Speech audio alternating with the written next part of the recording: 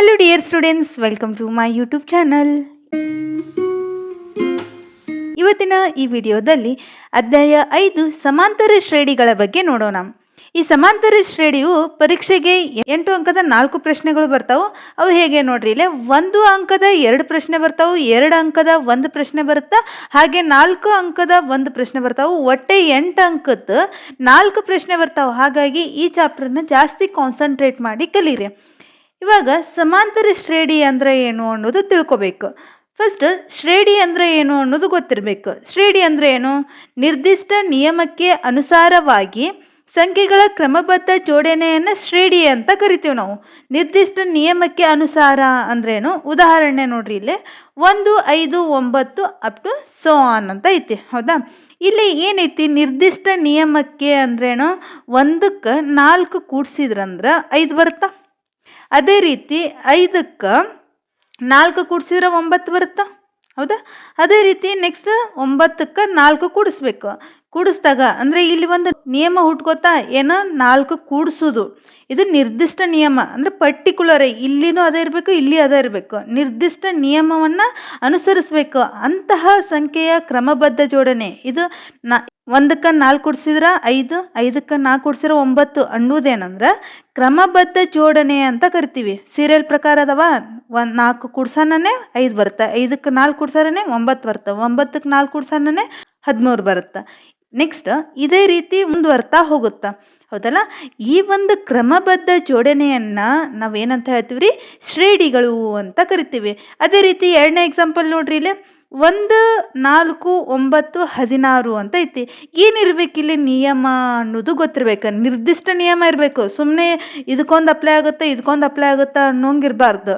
ಏನು ಒಂದೇ ಸೇಮ್ ಇಲ್ಲಿ ಏನು ಅಪ್ಲೈ ಆಗಿರ್ತೈತಿ, ಇಲ್ಲಿ ಅದು ಅಪ್ಲೈ ಆಗ್ಬೇಕು. ಏನೈತಿ ಇಲ್ಲಿ ನೋಡ್ರಿ, 1ರ ವರ್ಗ 1, 2ರ ವರ್ಗ 4, 3ರ ವರ್ಗ 9, 4ರ ವರ್ಗ 16. ಹೌದಾ? ಅದೇ ರೀತಿ 5ರ ವರ್ಗ 25, 6ರ ವರ್ಗ 36. ಅಂದರೆ ಒಂದು ನಿರ್ದಿಷ್ಟ ನಿಯಮವನ್ನು ಅನುಸರಿಸ್ಕೋತ ಹೋಗುತ್ತಲ್ಲ, ಈ ಸಂಖ್ಯೆಯ ಕ್ರಮಬದ್ಧ ಜೋಡಣೆಯನ್ನು ನಾವೇನು ಹೇಳ್ತೀವಿ ರೀ? ಶ್ರೇಣಿ ಅಂತ ಕರಿತೀವಿ. ಶ್ರೇಣಿಯಲ್ಲಿನ ಪದಗಳನ್ನು A1, A2, A3 up to San AN ಅಂತ ಕರಿತೀವಿ. ಈ 1ನೇ ಪದಕ್ಕೆ A1 ಅಂತ ಕರಿತೀವಿ, 2ನೇ ಪದಕ್ಕೆ A2 ಅಂತ ಕರಿತೀವಿ, ಅದೇ ರೀತಿ 3ನೇ ಪದಕ್ಕೆ A3 ಅಂತ ಕರಿತೀವಿ, 4ನೇ ಪದಕ್ಕೆ A4 ಅಂತ ಕರಿತೀವಿ. ಹಾಗೆ N ಪದಗಳಿಗೆ AN ಅಂತ ಕರಿತೀವಿ. ನೆಕ್ಸ್ಟ್ ಸಮಾಂತರ ಶ್ರೇಣಿ ಅಂದರೆ ಏನು ನೋಡೋಣ್ರಿ. ಸಮಾಂತರ ಶ್ರೇಣಿ ಅಂದ್ರೆ ಮೊದಲ ಪದವನ್ನು ಹೊರತುಪಡಿಸಿ ಪ್ರತಿಯೊಂದು ಪದವನ್ನು ಪಡೆಯಲು ಅದರ ಹಿಂದಿನ ಪದಕ್ಕೆ ಒಂದು ನಿರ್ದಿಷ್ಟ ಸಂಖ್ಯೆಯನ್ನು ಕೂಡಿಸುವುದರಿಂದ ಪಡೆಯುವ ಸಂಖ್ಯಾಪಟ್ಟಿಯೇ ಸಮಾಂತರ ಶ್ರೇಣಿ ಅಂತ ಕರಿತೀವಿ. ಏನು ಇದ್ರ ಮೀನಿಂಗು? ಇಲ್ಲಿ ಎಕ್ಸಾಂಪಲ್ ನೋಡ್ರಿ. 1ನೇ ಎಕ್ಸಾಂಪಲ್ ಏನಿದೆ? 10, 20, 30, 40 ಅಪ್ ಟು ಸೋ ಆನ್ ಅಂತ ಕೊಟ್ಟಿದ್ದೇನೆ. ಮೊದಲ ಪದವನ್ನು ಅಂದರೆ ಮೊದಲನೇ ಪದವನ್ನು ನಾವು ಏನಂತ ಕರಿತೀವಿ? A1 ಅಂತ ಕರಿತೀವ. ಈ A1 ಹೊರತುಪಡಿಸಿ ಪ್ರತಿಯೊಂದು ಪದವನ್ನು ಅಂದರೆ ಈ ಉಳ್ಕಿದ ಪದವನ್ನು ಅದರ ಹಿಂದಿನ ಪದಕ್ಕೆ ಒಂದು ನಿರ್ದಿಷ್ಟ ಸಂಖ್ಯೆಯಿಂದ ಕೂಡಿಸ್ಬೇಕು. ಹೆಂಗಂದರೆ ಇಲ್ಲಿ ನೋಡ್ರಿ, ಮೊದಲ ಪದವನ್ನು ಹೊರತುಪಡಿಸಿ ಇಲ್ಲಿ ಏನು ಮಾಡ್ತೀವಿ? 10ಕ್ಕೆ ಎಷ್ಟು ಕೂಡಿಸಿದ್ರೆ ನಮ್ಗೆ 20 ಬರುತ್ತಾ? 10 ಕೂಡಿಸಿದ್ರೆ 20 ಬರುತ್ತಾ? ಹೌದಾ? ಅದೇ ರೀತಿ 20ಕ್ಕೆ 10 ಕೂಡಿಸಿದ್ರೆ ಎಷ್ಟು ಬರುತ್ತಾ? 30 ಬರುತ್ತಾ? ಅದೇ ರೀತಿ 30ಕ್ಕೆ ಎಷ್ಟು ಕೂಡಿಸಿದ್ರೆ 40 ಬರುತ್ತಾ? 10 ಕೂಡಿಸಿದ್ರೆ 40 ಬರುತ್ತಾ? ಹಂಗಂದ್ರೆ ಮೊದಲ ಪದವನ್ನು ಹೊರತುಪಡಿಸಿ ಅಂದರೆ 1ನೇ ಪದವನ್ನು ಬಿಟ್ಟು 2ನೇ ಪದಕ್ಕೆ ಏನು ಮಾಡ್ಬೇಕಂತ? ಅದರ ಹಿಂದಿನ ಪದಕ್ಕೆ ಒಂದು ನಿರ್ದಿಷ್ಟ ಸಂಖ್ಯೆಯಿಂದ ಕೂಡಿಸಿರ್ಬೇಕಂತ. ಒಂದು ನಿರ್ದಿಷ್ಟ ಸಂಖ್ಯೆ ಅಂದರೆ ಯಾವುದಿಲ್ಲ? 10 ಅನ್ನೋದು ಒಂದು ನಿರ್ದಿಷ್ಟ ಸಂಖ್ಯೆನ. ಈ ನಿರ್ದಿಷ್ಟ ಸಂಖ್ಯೆಯಿಂದ ಕೂಡಿಸಿದಾಗ ನಾವು ಒಂದು ಸಂಖ್ಯಾಪಟ್ಟಿಯನ್ನು ಪಡಿತೀವ. ಇಲ್ಲಿ ನೋಡ್ರಿ, ಈ ಸಂಖ್ಯೆಗೆ 10 ಕೂಡಿಸಿದ್ರೆ ನಮಗೆ 20 ಬಂತು. ನೆಕ್ಸ್ಟ್ ಈ 30ಕ್ಕೆ ಅಂದರೆ ಹಿಂದಿನ ಪದಕ್ಕೆ ಏನು ಮಾಡಬೇಕು? 10 ಕೂಡಿಸ್ಬೇಕು. 10 ಕೂಡಿಸಿದಾಗ ನಮಗೆ 30 ಬರುತ್ತೆ. ಇಲ್ಲಿನೂ ಹಿಂದಿನ ಪದಕ್ಕೆ 10 ಕೂಡಿಸಿದ್ರೆ ನಮಗೇನು ಬಂತು? 40 ಬಂತು. ಅಂದರೆ ಒಂದು ನಿರ್ದಿಷ್ಟ ಸಂಖ್ಯೆಯನ್ನು ಕೂಡಿಸ್ತೀವಿ ನಾವಿಲ್ಲಿ. ಈ ಒಂದು ಕೂಡಿಸಿ ಪಡಿತೀವಲ್ಲ, ಆ ಒಂದು ಸಂಖ್ಯಾಪಟ್ಟಿಯನ್ನು ನಾವೇನಂತ ಹೇಳ್ತೀವಿ? ಸಮಾಂತರ ಶ್ರೇಣಿ ಅಂತ ಕರಿತೀವಿ. ಅದೇ ರೀತಿ ಇಲ್ಲಿ ನೋಡ್ರಿ, 4ಕ್ಕೆ 4 ಕೂಡಿಸಿದ್ರೆ 8 ಅಂದ್ರೆ ಮೊದಲ ಪದವನ್ನು ಹೊರತುಪಡಿಸ್ಬೇಕು. ಈ 8ಕ್ಕೆ ಹೆಂಗಂದ್ರೆ ಹಿಂದಿನ ಪದಕ್ಕೆ ಎಷ್ಟು ಕೂಡಿಸಿದ್ರೆ ಒಂದು ನಿರ್ದಿಷ್ಟ ಪದದಿಂದ ಕೂಡಿಸ್ಬೇಕು. ಎಷ್ಟು ಕೂಡಿಸ್ತೀವಿ ರೀ? 4 ಕೂಡಿಸ್ತೀರಾ? ಇಲ್ಲಿ 4 ಕೂಡಿಸಿದ್ರೆ 8 ಬಂತು. 8ಕ್ಕೆ ಎಷ್ಟು ಕೂಡಿಸ್ತೀರಿ? 4 ಕೂಡಿಸ್ತೀರಾ? ನೆಕ್ಸ್ಟ್ 12ಕ್ಕೆ 4 ಕೂಡಿಸ್ತೀರಿ. ಹೌದಾ? ಈ ಕೂಡಿಸಿದಾಗ ನಾವು ಪಡಿತೀವಲ್ಲ ಆ ಒಂದು ಸಂಖ್ಯಾ ಪಟ್ಟಿಗೆ ನಾವು ಏನಂತ ಹೇಳ್ತೀವಿ ರೀ, ಸಮಾಂತರ ಶ್ರೇಣಿ ಅಂತ ಹೇಳ್ತೀವಿ. ಅರ್ಥ ಆಯ್ತು ರೀ ಸಮಾಂತರ ಶ್ರೇಣಿ ಅಂದ್ರೆ ಏನು ಅಂತ. ನೆಕ್ಸ್ಟ್ ವ್ಯತ್ಯಾಸ ಅಂದರೆ ಏನು ನೋಡೋಣ. ಸ್ಥಿರ ಸಂಖ್ಯೆಯನ್ನು ಸಮಾಂತರ ಶ್ರೇಣಿಯ ಸಾಮಾನ್ಯ ವ್ಯತ್ಯಾಸ ಎನ್ನುವರು. ಅಂದ್ರೆ ಇಲ್ಲೇ ಒಂದು ಉದಾಹರಣೆ ನೋಡ್ರಿ, ಇದು ಸಮಾಂತರ ಶ್ರೇಣಿಯ ಎರಡನೇ ಉದಾಹರಣೆ ತಗೋತೀನಿ. ಸ್ಥಿರ ಸಂಖ್ಯೆ ಅಂದ್ರೆ ಏನು? ಇಲ್ಲಿ ಸಮಾಂತರ ಶ್ರೇಣಿಯಲ್ಲಿ ಒಂದು ಸ್ಥಿರ ಸಂಖ್ಯೆ ಬಂದಿತ್ತೆ. ಇಲ್ಲೇ 4ಕ್ಕೆ 4 ಕೂಡಿಸಿದ್ರೆ 8, 8ಕ್ಕೆ 4 ಕೂಡಿಸಿದ್ರೆ 12, 12ಕ್ಕೆ 4 ಕೂಡಿಸಿದ್ರೆ 16.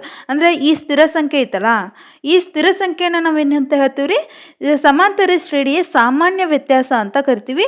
ಇದು ಧನ ಪೂರ್ಣಾಂಕದಲ್ಲಿನೂ ಇರ್ಬೋದು, ಋಣ ಪೂರ್ಣಾಂಕದಲ್ಲಿನೂ ಇರ್ಬೋದು, ಅಥವಾ ಸೊನ್ನೆಯೇನೂ ಆಗಿರ್ಬೋದು ಸಮ್ಟೈಮ್ಸ್ ಅಂತ ಹೇಳ್ತಾರೆ. ಧನ ಅಂದರೆ ಇಲ್ಲೇ ಧನ ಪೂರ್ಣಾಂಕ ಅಂದರೆ ಇಲ್ಲೇ 4 ಅಂತ ಐತಲ್ಲ, ಇದು ಧನ ಪೂರ್ಣಾಂಕ ಆಯ್ತು. ಉದಾಹರಣೆಗೆ ಇನ್ನೊಂದು ಋಣ ಪೂರ್ಣಾಂಕಕ್ಕೆ ಉದಾಹರಣೆ ನೋಡ್ರಿ. ಏನಪ್ಪ ಅಂದರೆ -2, -4, -6, -8 ಅಪ್ ಟು ಸೋ ಆನ್ ಅಂತ ತಗೋಣ. ಇದೊಂದು ಸಮಾಂತರ ಶ್ರೇಣಿನ. ಇಲ್ಲಿ ಏನಾಗುತ್ತೆ ಸಾಮಾನ್ಯ ವ್ಯತ್ಯಾಸ? -2, -2ಕ್ಕೆ -2 ಕೂಡಿಸಿದ್ರೆ -4, -4ಕ್ಕೆ -2 ಕೂಡಿಸಿದ್ರೆ -6, -6ಕ್ಕೆ -2 ಕೂಡಿಸಿದ್ರೆ -8. ಹಾಗಂದ್ರೆ ಇದು ಏನು ಋಣ ಪೂರ್ಣಾಂಕಕ್ಕೆ ಉದಾಹರಣೆ ಆಯ್ತಾ.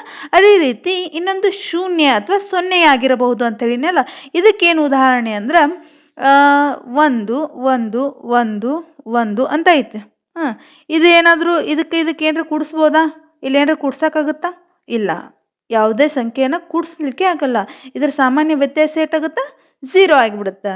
ನೆಕ್ಸ್ಟ್ ಸಮಾಂತರ ಶ್ರೇಣಿಯ ಮೊದಲ ಪದವನ್ನು A1 ಅಂತ ಕರಿತೀವಿ, ಎರಡನೇ ಪದವನ್ನು A2 ಅಂತ ಕರಿತೀವಿ. ಅದೇ ರೀತಿ ಎನ್ನನೇ ಪದವನ್ನು ಏನಂತ ಕರಿತೀವಿ, ಸಾಮಾನ್ಯ ವ್ಯತ್ಯಾಸವನ್ನು D ಅಂತ ಗುರುತಿಸ್ತೀವಿ.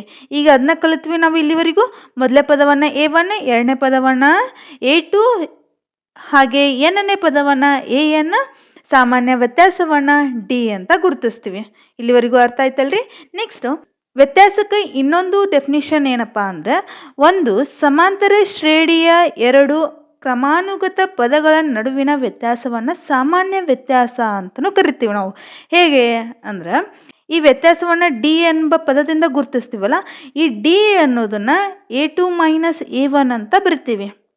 ಉದಾಹರಣೆ ನೋಡ್ರಿಲೆ, 8 4 A1, ಈ ಮೊದಲನೇ ಪದವನ್ನು A1 ಅಂತ ಗುರುತಿಸ್ತೀವಿ, ಎರಡನೇ ಪದವನ್ನು A2 ಅಂತ ಗುರುತಿಸ್ತೀವಿ, ಮೂರನೇ ಪದವನ್ನು A3 ಅಂತ ಗುರುತಿಸ್ತೀವಿ, ಅದೇ ರೀತಿ ನಾಲ್ಕನೇ ಪದವನ್ನು A4 ಅಂತ ಗುರುತಿಸ್ತೀವಿ. ಇಲ್ಲೇ ಡಿ ಅಂದರೆ ಏನಂತ ಹೇಳಿ ನಾವು A2 - A1. A2 - A1 ಅಂದ್ರೆ 8 4 ಕಳೆದ್ರೆ ಸಿಗುತ್ತೆ ನಮಗೆ 4. ಇಲ್ಲಿ ನೋಡ್ರಿ example, d is equal to A2 ಅಂದರೆ ಎಷ್ಟೈತಿ 8 ಮೈನಸ್ A1 ಅಂದರೆ 4. 8 4 ಕಳೆದ್ರೆ 4. ಹಂಗಂದ್ರೆ ಇದರ ಸಾಮಾನ್ಯ ವ್ಯತ್ಯಾಸ ಎಷ್ಟಾಯ್ತು? 4 ಆಯಿತು. ಅದೇ ರೀತಿ ನೆಕ್ಸ್ಟ್ ಏನೈತಿ, A3 ಎಷ್ಟೈತಿ 12 ಐತಿ, A2 ಎಷ್ಟೈತಿ 8 ಐತಿ. 12 8 ಕಳೆದ್ರೆ 4. ಹಂಗಂದ್ರೆ ಒಂದು ಸ್ಥಿರವಾದ ಸಾಮಾನ್ಯ ವ್ಯತ್ಯಾಸ ಕಾಣತ್ತೀವಿ, ಸ್ಥಿರವಾದ ಸಂಖ್ಯೆಯನ್ನು ಕಾಣತ್ತೀವಿ. ಇದಕ್ಕೆ ನಾವು ಏನಂತ ಹೇಳ್ತೀವಿ, ಸಮಾಂತರ ಶ್ರೇಣಿಯ ಸಾಮಾನ್ಯ ವ್ಯತ್ಯಾಸ ಅಂತ ಕರಿತೀವಿ. ಅದೇ ರೀತಿ ಎನ್ನನೇ ಪದದ ಸಾಮಾನ್ಯ ವ್ಯತ್ಯಾಸ ಕಂಡುಹಿಡಬೇಕಾದ್ರೆ AN - 1. ಇಲ್ಲಿ ಎನ್ ಅನ್ನೋದೇನೋ ಪದಗಳ ಸಂಖ್ಯೆಯನ್ನು ಹೇಳ್ತೈತಿ. ಅಂದರೆ ಫಾರ್ ಎಕ್ಸಾಂಪಲ್ ಎನ್ ಅಂದರೆ 7 ಅಂತ ತಗೊಳೋಣ. D is equal to A7 - A7 - 1. A7 - 7 - 1 6, A7 - A6. D is equal to A7 - A6 ಅಂದರೆ 7ನೇ ಪದ ಮತ್ತು 6ನೇ ಪದದ ನಡುವಿನ ವ್ಯತ್ಯಾಸವನ್ನು ನಾವು ಕಂಡುಹಿಡಬೇಕು. ನೆಕ್ಸ್ಟ್ ಪರಿಮಿತ ಸಮಾಂತರ ಶ್ರೇಣಿ ಅಂದರೆ ಏನು ನೋಡ್ರಿ, ನಿರ್ದಿಷ್ಟ ಪದಗಳ ಸಂಖ್ಯೆಯನ್ನು ಮಾತ್ರ ಹೊಂದಿರುವ ಶ್ರೇಣಿಯನ್ನು ಪರಿಮಿತ ಸಮಾಂತರ ಶ್ರೇಣಿ ಅಂತ ಕರಿತೀವಿ. ಏನು ಉದಾಹರಣೆ ನೋಡ್ರಿ, ಇಲ್ಲಿ 1 3 5 7 ಅಪ್ ಟು ಸೋ ಆನ್ 25 ಅಂತ ಐತಿ. ಹೌದಾ, ಒಂದು ನಿರ್ದಿಷ್ಟ ಪದಗಳ ಸಂಖ್ಯೆಯನ್ನು ಹೊಂದಿರಬೇಕು. ನಿರ್ದಿಷ್ಟ ಪದಗಳ ಸಂಖ್ಯೆ ಅಂದ್ರೆ ಏನೋ ನಮಗೆ ಕೌಂಟ್ ಮಾಡಕ್ಕೆ ಬರಬೇಕು. ಅಂಥ ಪದಗಳ ಸಂಖ್ಯೆಯನ್ನು ನಾವೇನಂತ ಹೇಳ್ತೀವಿ, ಪರಿಮಿತ ಸಮಾಂತರ ಶ್ರೇಣಿ ಅಂತ ಹೇಳ್ತೀವಿ. ಅಂದ್ರೆ ಕೌಂಟ್ ಮಾಡಕ್ಕೆ ಬರ್ಬೇಕು ನಮಗೆ. ಇಲ್ಲಿ ನೋಡ್ರಿ 1 3 5 7 ಅಪ್ ಟು ಸೋ ಆನ್ 25 ಅಂತ ಐತಿ. ಹೌದಾ, ಇದನ್ನು 25ರವರೆಗೆ ನಾವು ಕೌಂಟ್ ಮಾಡ್ಬೋದಾ? 25 ಸಂಖ್ಯೆಗಳದಾವು ಅಂತ ನಾವು ಹೇಳ್ತೀವಿ. ಅದೇ ರೀತಿ ಎರಡನೇ ಎಕ್ಸಾಂಪಲ್ ನೋಡ್ರಿ, 2 4 6 8 ಅಪ್ ಟು ಸೋ ಆನ್ 20 ಅಂತ ಹೇಳಿದ್ದೀವಿ. ಹಾಗಂದ್ರೆ ಇಲ್ಲಿ 20ರವರೆಗೆ ನಾವು ಸಂಖ್ಯೆಗಳನ್ನು ಕೌಂಟ್ ಮಾಡ್ಬೋದಾ? ಅಂದರೆ ಇಲ್ಲಿ ಕೌಂಟ್ ಮಾಡೋಕ್ಕೆ ಯಾವ ಬರ್ತಾವಲ್ಲ, ನಮಗೆ ಎನ್ಸಕ್ಕೆ ಯಾವುದು ಸಾಧ್ಯ ಆಗುತ್ತಲ್ಲ ಅದಕ್ಕೆ ನಾವೇನಂತ ಹೇಳ್ತೀವಿ ರೀ, ಪರಿಮಿತ ಸಮಾಂತರ ಶ್ರೇಣಿ ಅಂತ ಹೇಳ್ತೀವಿ. ಅದರ ಸಾಮಾನ್ಯ ರೂಪ ಹೇಗೆ ವ್ಯಕ್ತಪಡಿಸ್ತೀವಿ ನೋಡ್ರಿ, ಇಲ್ಲಿ A1, A2, A3 up to so on AN ಅಂತ ವ್ಯಕ್ತಪಡಿಸ್ತೀವಿ. ನೆಕ್ಸ್ಟ್ ಅಪರಿಮಿತ ಸಮಾಂತರ ಶ್ರೇಣಿ ಅಂದರೆ ಏನು ನೋಡ್ರಿ, ಇಲ್ಲಿ ಅಪರಿಮಿತ ಸಂಖ್ಯೆಯ ಪದಗಳನ್ನು ಹೊಂದಿರುವ ಶ್ರೇಣಿಯನ್ನು ಅಪರಿಮಿತ ಸಮಾಂತರ ಶ್ರೇಣಿ ಅಂತ ಕರಿತೀವಿ. ಉದಾಹರಣೆಗೆ 1, 3, 5, 7, 9 ಅಪ್ ಟು ಸೋ ಆನ್ ಅಂತ ಐತಿ. ಹೌದಾ? ಇಲ್ಲಿ ಅಪರಿಮಿತ ಅಂದ್ರೇನ, ನಮಗೆ ಎನ್ಸಕ್ಕೆ ಆಗಬಾರ್ದು, ಎನ್ಸಕ್ಕೆ ಆಗ್ಲಾರಂಥ ಸಂಖ್ಯೆಗಳು. ಇಲ್ಲಿ ಎಕ್ಸಾಂಪಲ್ ಏನು ಹೇಳಿದೆ, 1, 3, 5, 7, 9 ಅಪ್ ಟು ಸೋ ಆನ್ ಅಂತ ಹೇಳಿದೆ. 9 ತನಕ ಎನ್ಸಿದ್ವಿ, ಅದಾದ್ಮೇಲೆ ಸಂಖ್ಯೆಗಳು ಎಷ್ಟು ಅದಾವು ಅಂತ ಗೊತ್ತೈತಿ? ಗೊತ್ತಿಲ್ಲ. ಹಾಗಾಗಿ ನಾವು ಇದನ್ನ ಏನಂತ ಹೇಳ್ತೀವಿ ರೀ, ಅಪರಿಮಿತ ಸಮಾಂತರ ಶ್ರೇಣಿ ಅಂತ ಹೇಳ್ತೀವಿ. ಅದೇ ರೀತಿ ಎರಡನೇ ಎಕ್ಸಾಂಪಲ್ ನೋಡ್ರಿ, 1, 4, 7, 10, 13 ಅಪ್ ಟು ಸೋ ಆನ್ ಅಂತೈತಿ. 13 ಎನ್ಸಕ್ಕೆ ಸಾಧ್ಯ ಆಗುತ್ತಾ? 13 ಆದ ನಂತರ ಎಷ್ಟು ಸಂಖ್ಯೆಗಳದಾವು ಅಂತ ನಾವು ಹೇಳೋಕ್ಕಾಗುತ್ತಾ? ಹೇಳೋಕ್ಕಾಗಲ್ಲ. ಹಾಗಾಗಿ ನಾವು ಇದನ್ನ ಏನಂತ ಹೇಳ್ತೀವಿ ರೀ, ಅಪರಿಮಿತ ಸಮಾಂತರ ಶ್ರೇಣಿ ಅಂತ ಕರಿತೀವಿ. ಅಪರಿಮಿತ ಸಮಾಂತರ ಶ್ರೇಣಿಯ ಸಾಮಾನ್ಯ ರೂಪವನ್ನು A1, A2, A3 up to so on ಅಂತ ವ್ಯಕ್ತಪಡಿಸ್ತೀವಿ. ಇಲ್ಲಿವರೆಗೂ ಅರ್ಥ ಆಗಿದೆ ಅಂತ ಅನ್ಕೋತೀನಿ. ನಿಮಗೇನಾದರೂ ಇದರಲ್ಲಿ ಡೌಟ್ಸ್ ಇದ್ದರೆ ಪ್ಲೀಸ್ ಕಮೆಂಟ್ ಬಾಕ್ಸ್ನಲ್ಲಿ ಕಮೆಂಟ್ ಮಾಡಿ. ಇದು ಇಂಟ್ರೊಡಕ್ಷನ್ ಪಾರ್ಟ್ ಅಥವಾ ಪೀಠಿಕೆ ಅಂತ ಅಂದು ನೆಗ್ಲೆಕ್ಟ್ ಮಾಡಬೇಡ್ರಿ. ಈ ಪದಗಳ ಅರ್ಥ ನಿಮಗೆ ಗೊತ್ತಿದ್ರೆ ಮಾತ್ರ ಈ ಸಮಾಂತರ ಶ್ರೇಣಿ ಚಾಪ್ಟರ್ ಈಸಿ ಆಗುತ್ತಾ. ಇದರಷ್ಟು ಈಸಿ ಚಾಪ್ಟರ್ನೇ ಯಾವುದಿಲ್ಲ. ಸೊ ಫಸ್ಟ್ ನೀವೇನು ಮಾಡಿರಿ, ಈ ಡೆಫಿನಿಷನ್ ಓದಿ ತಿಳ್ಕೊಂಡಾಗ ಮಾತ್ರ ಈ ಚಾಪ್ಟರ್ ಈಸಿ ಆಗುತ್ತಾ. ನೆಕ್ಸ್ಟ್ ಅಭ್ಯಾಸ 5.1ರಲ್ಲಿ ಮೊದಲೇ ಪ್ರಶ್ನೆಯನ್ನು ನೋಡ್ರಿ, ಈ ಕೆಳಗಿನ ಯಾವ ಸಂದರ್ಭಗಳಲ್ಲಿ ಕೊಟ್ಟಿರುವ ಸಂಖ್ಯಾಪಟ್ಟಿಯು ಸಮಾಂತರ ಶ್ರೇಣಿಯನ್ನುಂಟು ಮಾಡುತ್ತವೆ ಮತ್ತು ಏಕೆ ಎಂಬುದನ್ನು ಹೇಳಬೇಕು ನಾವು.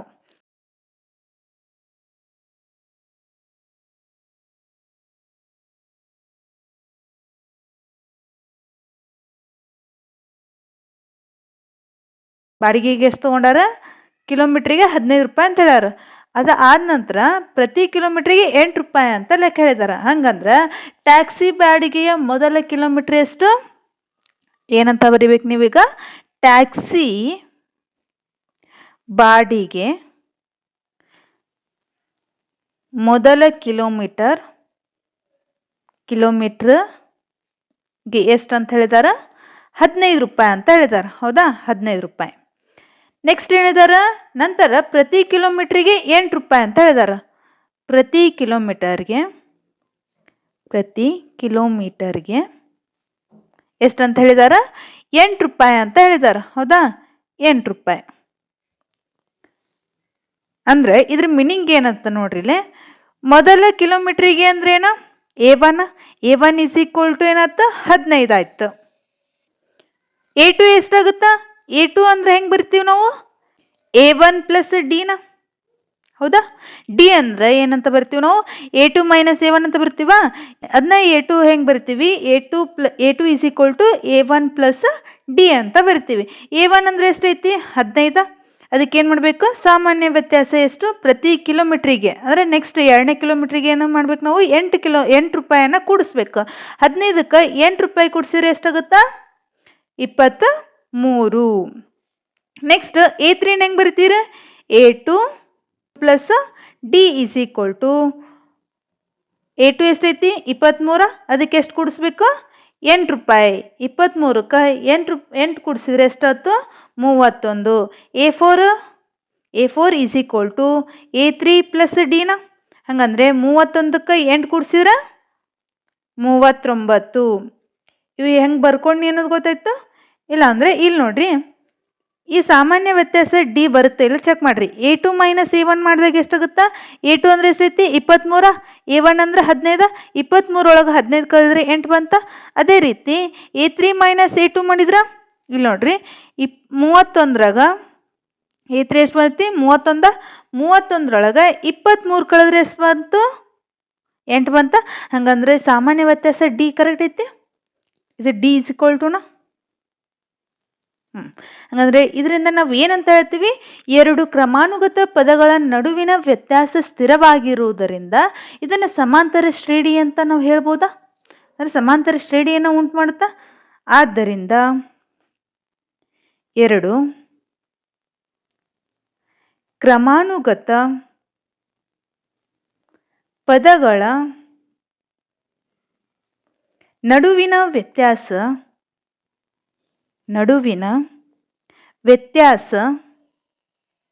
ಸ್ಥಿರವಾಗಿರುವುದರಿಂದ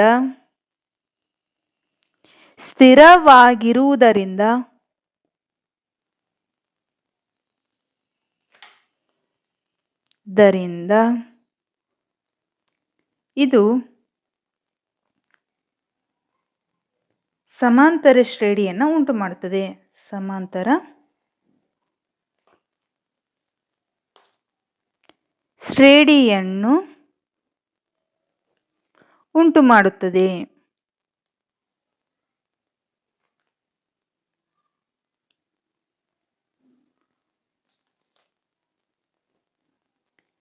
ಇಲ್ಲಿವರೆಗೂ ಅರ್ಥ ಆಗಿದೆ ಅಲ್ರಿ? ಇದರಲ್ಲಿ ಏನಾದರೂ ಡೌಟ್ಸ್ ಇದ್ದರೆ ಪ್ಲೀಸ್ ಕಮೆಂಟ್ ಬಾಕ್ಸ್ನಲ್ಲಿ ಕಮೆಂಟ್ ಮಾಡಿ, ಹಾಗೆ ನಮ್ಮ ಚಾನಲನ್ನು ಸಬ್ಸ್ಕ್ರೈಬ್ ಮಾಡಿ.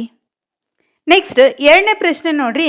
ಒಂದು ನಿರ್ವಾತಗೊಳಿಸುವ ವಾಯುರೇಚಕ ಯಂತ್ರವು ಪ್ರತಿ ಸಲ ಸಿಲಿಂಡರ್ನಲ್ಲಿರುವ ಅನಿಲದ 1/4 ಭಾಗದಷ್ಟು ಅನಿಲವನ್ನು ಹೊರತೆಗೆದರೆ ಉಳಿಯುವ ಅನಿಲದ ಪ್ರಮಾಣಗಳು ಅಂತ ಕೇಳಿದ್ದಾರೆ. ಹೇಗೆ ಸಾಲ್ವ್ ಮಾಡ್ತೀರಾ ಇದನ್ನು? ಒಂದು ನಿರ್ವಾತಗೊಳಿಸುವ ವಾಯುರೇಚಕ ಅಂತ ಹೇಳ್ಯಾರ, ಅಂದರೆ ಗಾಳಿಯನ್ನು ಹೊರಗೆ ತೆಗಿಯಾಕತ್ತಾರಂತ. ಎಷ್ಟಂದ್ರೆ 1/4 ಭಾಗದಷ್ಟು ಪ್ರತಿ ಸಲ ತೆಗಿಯಾತಾರಂತ. ಹಂಗಂದ್ರೆ ಉಳಿಯುವ ಅನಿಲದ ಪ್ರಮಾಣ ಎಷ್ಟು ಅನ್ನೋದನ್ನ ನಾವು ಹೇಳಬೇಕು. ಪ್ರತಿ ಸಲ ತೆಗೆದಾಗ ಎಷ್ಟೆಷ್ಟು ಉಳಿತೈತಿ ಅನ್ನೋದನ್ನ ನಾವು ಹೇಳಬೇಕು.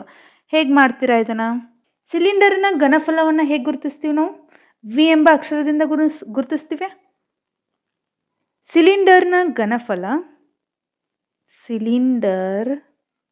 ಸಿಲಿಂಡರಿನ ಘನಫಲ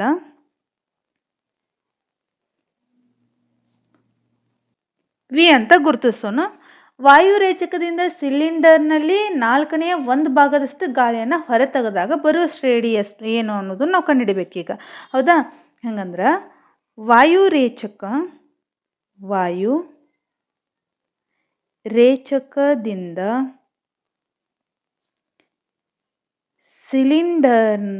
ಸಿಲಿಂಡರಿನಲ್ಲಿ 1/4 ಭಾಗದಷ್ಟು ಗಾಳಿಯನ್ನು ಹೊರತೆಗೆದಾಗ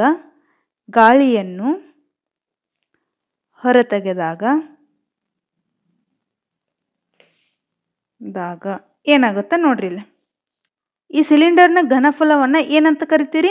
A1 ಅಂತ ಕರಿತೀರಾ? ಅಂದರೆ ಮೊದಲನೇ ಪದ ಆಗುತ್ತಾ? ಇಲ್ಲಿ ನೋಡ್ರಿ ಏನಂತ ಕೊಟ್ಟಿದ್ದಾರೆ? ನಿರ್ವಾತಗೊಳಿಸುವ ವಾಯುರೇಚಕದ ಯಂತ್ರವು ಪ್ರತಿ ಸಲ ಸಿಲಿಂಡರ್ನಿಂದ 1/4 ಹೊರತೆಗಿತಾರ. ಅಂದ್ರೆ ಉಳಿದಿರುವ ಅನಿಲದ ಪ್ರಮಾಣವನ್ನು ನಾವು ತಿಳಿಸ್ಬೇಕು. ಉಳಿದಿರುವ ಅನಿಲದ ಪ್ರಮಾಣವನ್ನು ಅಂದ್ರೆ ಏನು? ಕಳಿಬೇಕು. A2 ಹೆಂಗೆ ಮಾಡ್ತೀವಿ? A2 =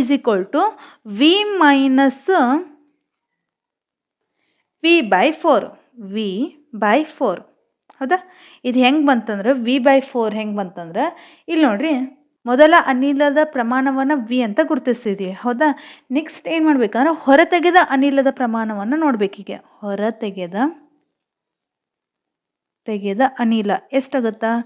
ಎಷ್ಟೈತಿಲ್ಲ?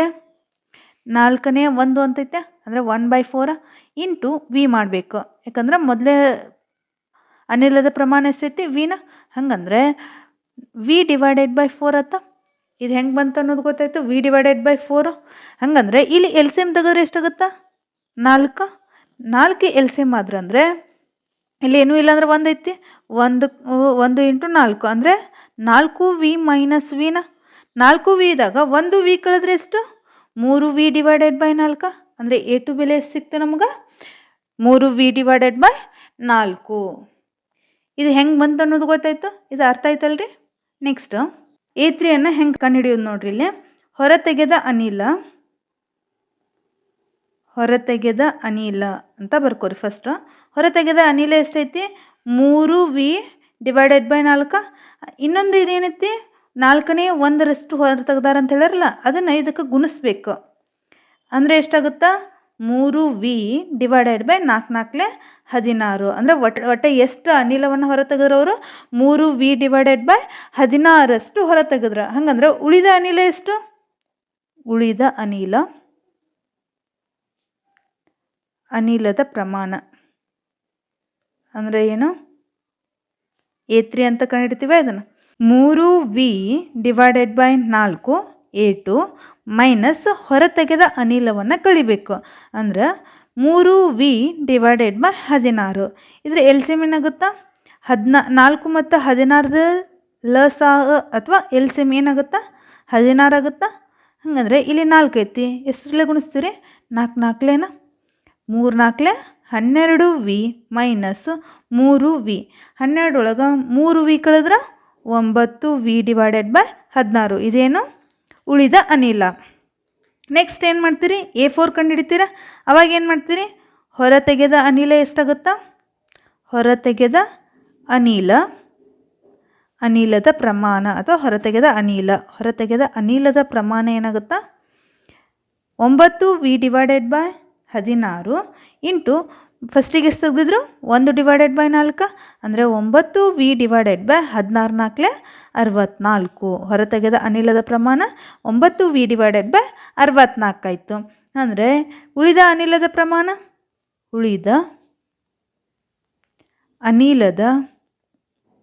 ಪ್ರಮಾಣ ಅಂದರೆ ಏನು A4 ಎಷ್ಟಾಗುತ್ತಾ 9V ಡಿವೈಡೆಡ್ ಬೈ 16 ಅಂದರೆ A3 ಮೈನಸ್ ಉಳಿದ ಹೊರತೆಗೆದ ಅನಿಲದ ಪ್ರಮಾಣ 9V ಡಿವೈಡೆಡ್ ಬೈ 64. ಇದ್ರ ಎಲ್ ಸಿ ಎಮ್ ಏನಾಗುತ್ತಾ 64 16 4 64 9 4 36V ಮೈನಸ್ 9V. 36 ಒಳಗೆ 9 ಕಳೆದ್ರೆ 27V ಡಿವೈಡೆಡ್ ಬೈ 64. ಯಾಕಂದರೆ ಇದು A1 A2 A3 ಎಲ್ಲ ಕನ್ಫ್ಯೂಸ್ ಆಗತ್ತವ. ಇಲ್ಲಿ ನೋಡ್ರಿ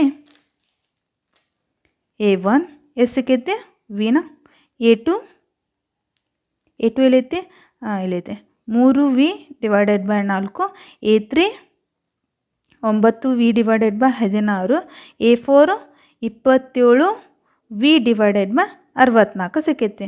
ಹಾಗಾದರೆ ಇದರ ಸಾಮಾನ್ಯ ವ್ಯತ್ಯಾಸ ಸೇಮ್ ಐತೆ ಇಲ್ಲೋ ಅಂತ ಚೆಕ್ ಮಾಡಿರಿ. ಇಲ್ಲಿ ಏನೈತಿ D = A2 minus A1. A2 ಎಷ್ಟೈತ್ರಿ 3V, ಇದು D1 ಅಂತ ಅಂದ್ಕೊಡ್ರಿ. D1 = 3V divided by 4 minus V. ಇದ್ರ ಎಲ್ ಸಿ ಎಮ್ ಏನಾಗುತ್ತಾ 4 3V minus 4V divided by 4 ಆದರೆ ಎಷ್ಟು ಉಳಿತು 3Vದಾಗ ಮೈನಸ್ 4V ಕಳೆದ್ರೆ ಮೈನಸ್ V ಡಿವೈಡೆಡ್ ಬೈ 4 ಉಳಿತಾ. ಅಂದರೆ D1 ಎಷ್ಟಾಯ್ತು ಮೊದಲೇ ವ್ಯತ್ಯಾಸ ಎಷ್ಟಾಯ್ತು ಮೈನಸ್ V ಡಿವೈಡೆಡ್ ಬೈ 4 ಆಯ್ತು. Next D2 = A3 minus A2 ಎಷ್ಟಾಗುತ್ತಾ A3 ಎಷ್ಟೈತಿ 9V divided by 16 minus A2 ಎಷ್ಟೈತಿ 3V ಡಿವೈಡೆಡ್ ಬೈ 4. ಇದರ ಎಲ್ ಸಿ ಎಮ್ ಏನಾಗುತ್ತಾ 16 4 4 16 9V ಮೈನಸ್ 4 3 12V. 9Vದಾಗ 12V ಕಳೆದ್ರೆ ಎಷ್ಟಾಗುತ್ತಾ ಮೈನಸ್ 3V ಡಿವೈಡೆಡ್ ಬೈ 16. ಹಾಗಾದರೆ ಈ ಸಾಮಾನ್ಯ ವ್ಯತ್ಯಾಸ ಏನಾದರೂ ಸೇಮ್ ಸಿಗ್ತಾ ಇಲ್ಲ. ಹಾಗಂದ್ರೆ ನಾವು ಏನಂತ ಹೇಳ್ತೀವಿ ಇದನ್ನು ಇದು ಸಮಾಂತರ ಶ್ರೇಣಿ ಅಲ್ಲ ಅಂತ ಕನ್ಕ್ಲೂಷನಿಗೆ ಬರ್ತೀವಿ. ಹೌದಾ. ಆದ್ದರಿಂದ ಇಲ್ಲಿ ಸಾಮಾನ್ಯ ವ್ಯತ್ಯಾಸ ಸ್ಥಿರವಾಗಿರಬೇಕಲ್ಲ, ಅದು ಸ್ಥಿರವಾಗಿಲ್ಲ. ಆದ್ದರಿಂದ ಇದು ಸಮಾಂತರ ಶ್ರೇಣಿ ಅಲ್ಲ. ಇಲ್ಲಿವರೆಗೂ ಅರ್ಥ ಆಗಿದೆ ಅಂತ ಅನ್ಕೋತೀನಿ. ನಿಮಗೇನಾದರೂ ಇದರಲ್ಲಿ ಡೌಟ್ಸ್ ಇದ್ದರೆ ಪ್ಲೀಸ್ ಕಮೆಂಟ್ ಬಾಕ್ಸಲ್ಲಿ ಕಮೆಂಟ್ ಮಾಡಿ. ಹಾಗೆ ನಮ್ಮ ಚಾನಲನ್ನು ಸಬ್ಸ್ಕ್ರೈಬ್ ಮಾಡಿ. Thanks for watching. ಈ ವಿಡಿಯೋ ಇಷ್ಟ ಆದರೆ ಲೈಕ್ ಮಾಡಿ, ಶೇರ್ ಮಾಡಿ, ಕಮೆಂಟ್ ಮಾಡಿ, ಹಾಗೆ ಸಬ್ಸ್ಕ್ರೈಬ್ ಮಾಡಲು ಮರಿಬೇಡಿ.